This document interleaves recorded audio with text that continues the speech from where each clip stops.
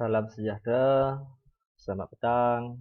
Bertemu kembali kita pada kali ini iaitu sejarah tingkatan 2 bab 3 di bawah subtopik 3.3 iaitu seni bina alam Melayu, seni bina kerajaan alam Melayu.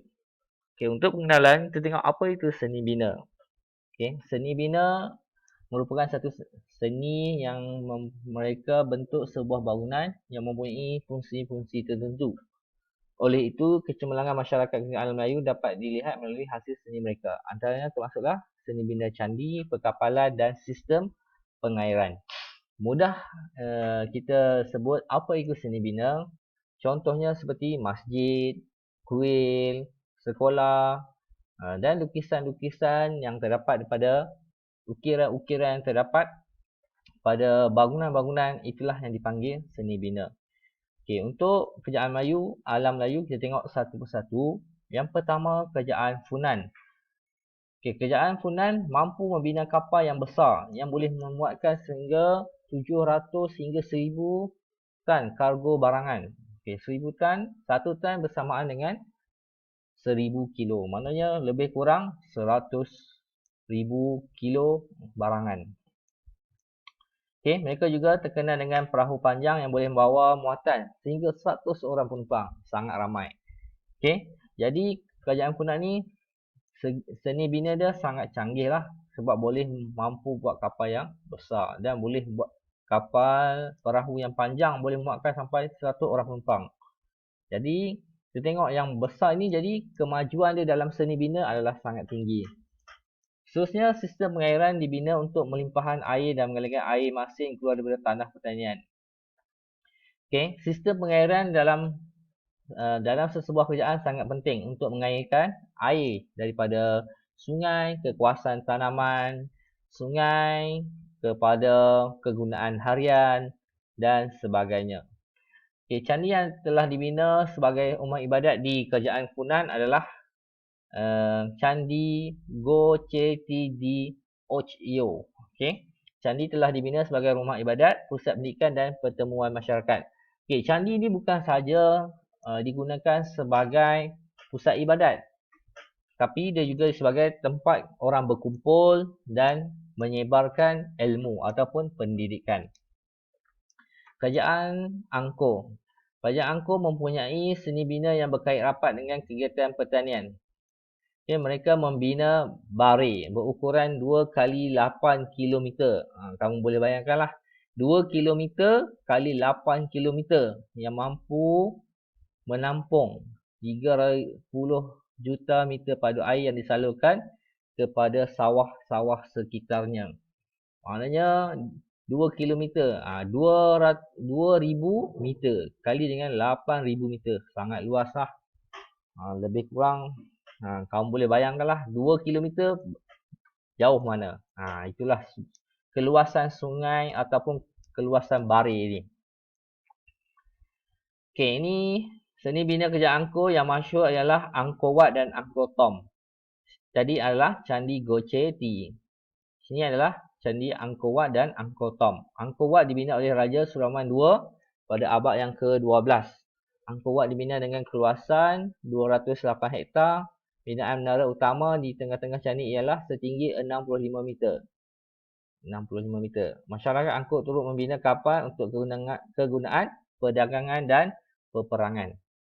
Okey, di sini juga kita tengok kemajuan seni bina masyarakat kerajaan Angkor juga sangat tinggi yang boleh membina sistem bare tadi 2 kali 8 km dan membina wat yang luas juga iaitu 208 hektar dan membina menara yang sangat tinggi iaitu 65 meter. Kira-kira hampir 4 tingkat bangunan. Okey, ukiran kapal perang kerajaan Angkor pada Angkor Wat. Ini adalah nampak ada ukiran. Jadi ukiran ni lah yang disebut sebagai seni bina. Okey. Dan juga yang lain-lain lah. Ini adalah gambaran binaan Angkor Wat daripada pandangan sisi. Sangat besar. Okey.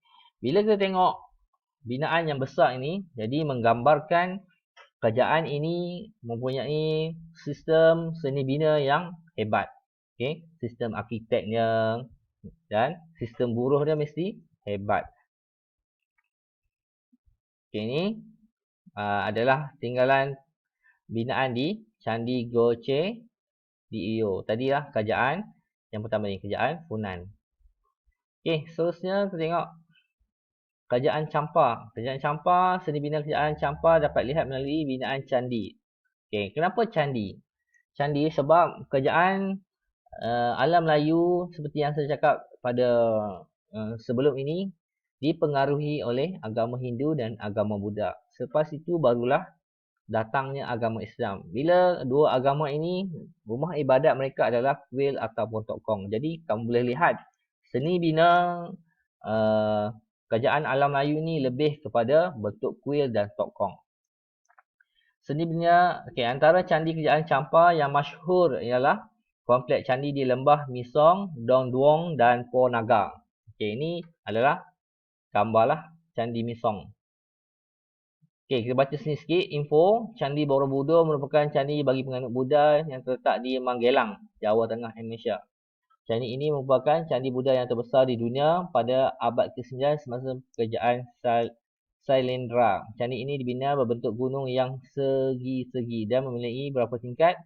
Di bahagian puncaknya terdapat 72 patung Buddha yang diletakkan dalam stupa.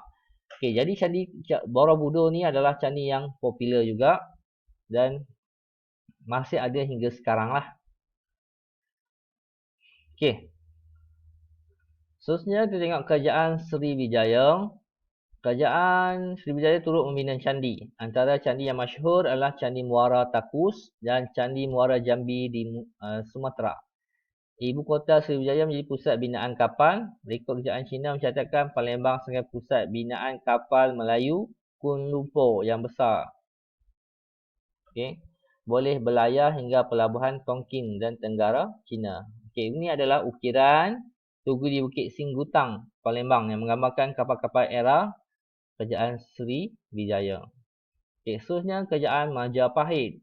Kerajaan Majapahit membina banyak candi semasa era kegemilangannya. Antaranya Candi Tikus di Jawa Timur, Candi Ceto di Jawa Tengah.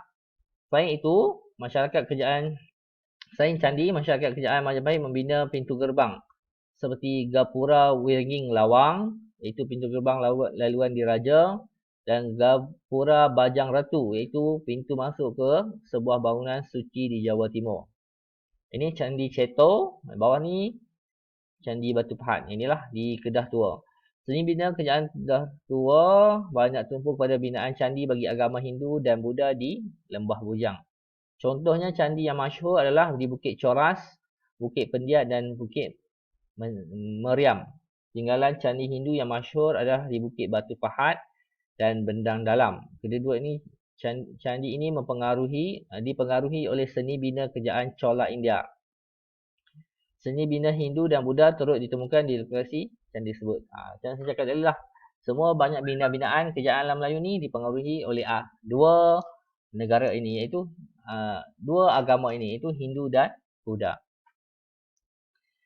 Penemuan patung Buddha yang dibuat daripada gangsa setinggi 18 di Tanjung Rambutan merupakan antara bukti seni bina masyarakat kerajaan Gangga Negara. Ada bukti adalah penemuan patung besi, pepatung gangsa yang ditemukan di Tanjung Rambutan. Turut ditemukan adalah binaan patung Buddha lain di Sungai Siput dan Pangkalan. Seni bina Aceh tersebut menerima pengaruh daripada kerajaan Gupta India. Kalau kerajaan India ni adalah agama Hindu. Saya rasa itu saja untuk seni bina kerajaan alam Melayu. Selepas ni kita tengok struktur sosial. Kebijaksanaan kerajaan alam Melayu. Sebagai kesimpulannya, kebijaksanaan masyarakat alam Melayu dibuktikan dengan kemahiran seni bina seperti perkapalan, pengairan dan candi. Kemahiran tersebut merupakan bukti yang masih boleh dilihat hingga hari ini dan merupakan khazanah sejarah kerajaan alam Melayu yang mesti dipelihara dan dipelihara. Sekian, terima kasih.